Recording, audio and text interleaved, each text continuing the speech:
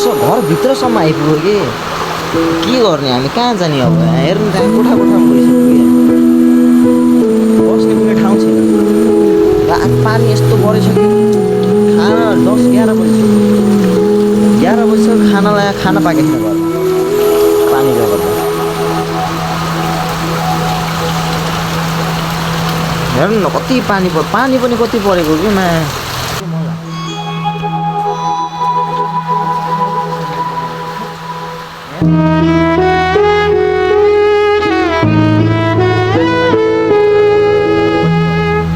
मेरो मम्मी खाना पऱ्यो पानी यतादेखि उता खाना त्यही पनि यताको साइड भरिरहेको छ त्यो पानीमा कहाँ जाने होला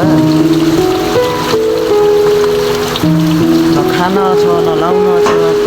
पानी परेछ बिस्तारा भिजेछ बिस्तारा जो छ यताउति सबै ध्यान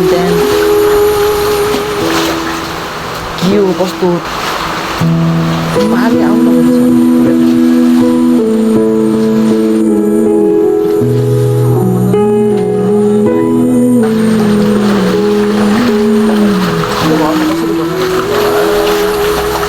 पानी यति परेछ कि